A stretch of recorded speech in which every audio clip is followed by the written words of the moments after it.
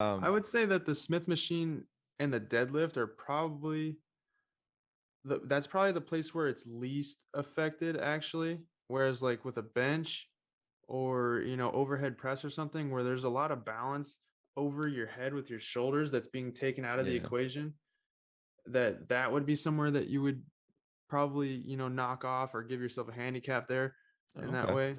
But with that deadlift, I don't think that's insane. I would think that you could probably still do a 300-pound deadlift uh, after getting the technique down, because there probably is some technique stuff that you're missing just doing it on the Smith machine. But I mean, the car deadlift is a very popular strongman event that it's still something that they do as a competition or a competitive event, and that's pretty much the same as doing it on a Smith machine because there's an already chosen path of movement, Oh, just okay. like the Smith machine is. So yeah, I don't think there's really anything wrong with it. I would say the deadlift on the Smith machine is probably the best Smith machine movement if you're going to sub one out. But yeah.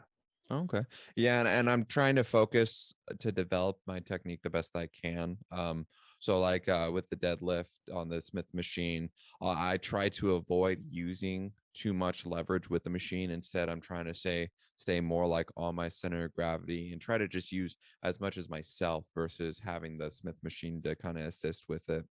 And then I'm kind of doing the same thing with squat. Squat, I'm kind of I'd say I kind of struggle with, mostly because it's very uncomfortable for all that weight to sit in my back, and then because I don't really have much muscle on my back, so it like sits right in my spinal cord, and Yeah. so then that I also like trying to balance at the same time and everything. So yeah, that makes sense in regards to that. It's it's kind of funny that you're bringing this up because it's one of the things that I feel is pretty dogmatic within the fitness industry, and it's not a surprise that your friend gave you a little bit of shit for doing it on the Smith machine or whatever. But honestly, if you can get up to a fucking 600-pound squat or deadlift on the Smith machine, it's miles and miles ahead of someone who's maybe stopped at 300 or 400 on the regular bar. The the benefits that it's going to have to your physique, your strength, and your health is going to be very good. So Mhm. I wouldn't fret it at all, honestly.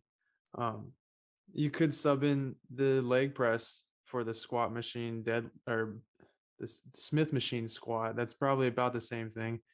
Every now and then I see people laying on the ground and then putting their feet on the bars on the bar of the Smith machine and then like leg pressing the bar on the Smith Really? machine. And I'm always like, I don't know why they're doing. They could just hop into a leg press. Those are popular enough, and you can put quite a bit of weight on a leg press, which is pretty sick, visually speaking, just to be impressive at the gym. Yeah. But the other thing is, it's funny about the deadlift, right? Because the leveraging that you're doing whenever you're using the Smith machine Mhm. is probably actually healthier for your deadlift because that's what you are trying to mimic whenever you're doing it free. But you Yeah. can't because the bar is just going to fall backwards. But like that leaning back that you're doing and then like almost sitting into it, that is the motion of the deadlift, and it probably activates your posterior chain a little bit better than the actual deadlift does. Okay. But again, there's coordinative muscles and technique as far as the neural pathways that you are missing out on. But I mean, as far as a healthy movement and good for the joints and stuff, I feel like the Smith machine is probably actually better because you can't Yeah. really fuck it up. Yeah, exactly. And So I do honestly see a lot of the progress because legs has always been my weakest thing, and especially because I have such an interest going to mixed martial arts, legs was the thing I wanted to develop the most. And mhm. so going through this whole process, doing the running and then only doing the leg days on Mondays only. God, I burned off so much fat on my legs. I see so much more definition now. Like, obviously, not to brag and everything, but it's just to talk about my own progress. But it was Oh yeah. the deadlift. It's done so much wonders for me. Like especially with my back too. My back has gotten a lot bigger, thankfully, because I've always had such a scrawny back, and it had attributed to like typical back problems and back pains. But since been doing the deadlift and seeing the progress, it's just been like wow.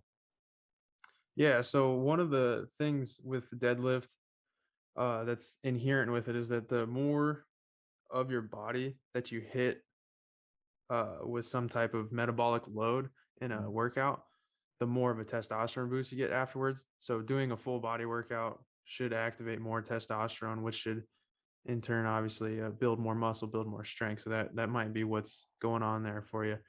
Um, so like a deadlift, a clean and jerk, clean and press, a snatch, like all the Olympic lifts. Those Yeah. things are full body movements because you're using push, pull, and legs at some point during the movement, and they can make for a very good testosterone boost at the end of the workout. So that might be some of the benefits that you're finally feeling there. And then yeah, it sounds like your weight loss is going pretty good, so you should start seeing some pretty good definition there. A little Yeah. jealous, but yeah. And I don't know. I knew this episode. I was kind of just looking forward to hearing your progress because you dropped those fucking bombs on me last time, and I was freaking out. So And honestly, no, it's honestly you've been a especially big motivator for me because I think aesthetically speaking, for you, you look a lot better, and then the PRs that you put up as well. Like I still can't even do 245-pound plates on the bench press and everything. I'd say the only advantage my edge was is just the fact that I'm skinny fat and that I already have a high metabolism. So for I'd say my progress in compared to yours is I want to say minimal, but it's definitely not as substantial as yours because you definitely you leading by example the fact that you could as long as you put your mind to it, you could really get something going. And I mean, look at you right now. You got freaking phenomenal shape.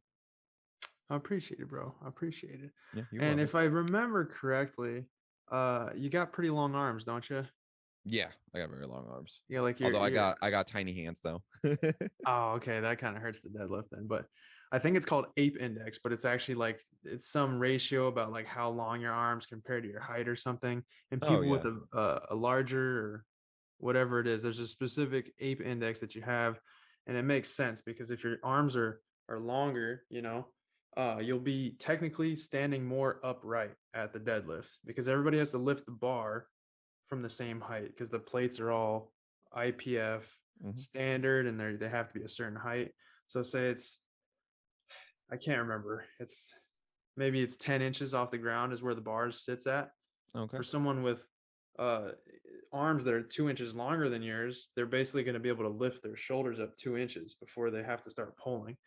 And yeah, that might be why your deadlift's your strongest, because there is that disparity there. Some people have a stronger squat than they do a deadlift, and Hmm. it's just about anatomy and whatever's best for you. So no, I'm glad you caught on to the deadlift there, and it sucks you have tiny hands because mine are pretty big, so they help Yeah. with that kind of stuff.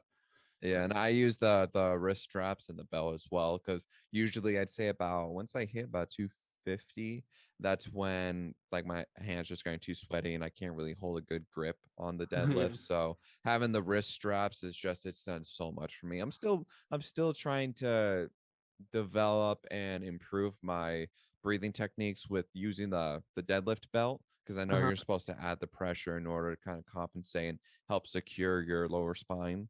So Uh-huh. that part I'd say is the only part I'm really still like working on with the deadlift. It's just like my breathing technique. Yeah, and like what kind of technique do you have going? Like what are your cues right now? So but right before I start doing the deadlift, like how you do like a breath in to kind of like expand out your guts. That way it kind of fits the belt. I'll do that. And then once I do the lift, as I go up, then I'll start letting air out. So as I go down, I'll let the air out, and then I'll inhale going up. And I just keep going that until I finish. And I typically only do because as we said before, I do a pyramid workout. So I just Mhm. keep on moving up in weight. So and you had said last time to try doing like reps of 5, so that's what I've been doing. So like last time on the deadlift I warmed up at 90 pounds at 5 reps, then I went up to like 135, then 170, 225, and I just kept on going up in like 40 to 50 pound increments of 5 reps. And then once I got to 300 plus, then I got down to like about 3 reps, I'd say. Mhm. That sounds about right. Yeah.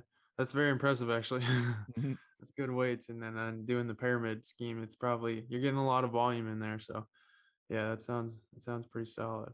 But Yeah. yeah, Yeah, I'd say out of all the different like workout routines and everything I've tried, because I used to work out so much when I was a kid, like primary pull-ups. Like my going into high school freshman year, I had some pretty big shoulders because I would be able to do like 20 plus pull-ups. But then I stopped for so long and I just couldn't find the right type of exercise or routine that works best for me. And then my older brother, he had told me about he was doing like a pyramid workout, and I was like, you know what? Maybe that sounds nice. And it kind of worked in canon with the fact that when I started lifting, it was a month and a half after my surgery because I had a laparoscopic appendectomy, which sucked ass. But so the pyramid was a good gradual build up for me. And then just since then, it feels so comfortable because like the bench press as well. I'll warm up at 50 pounds. I'll do 5 reps, and then I'll move up again and again and again. And I just keep on going.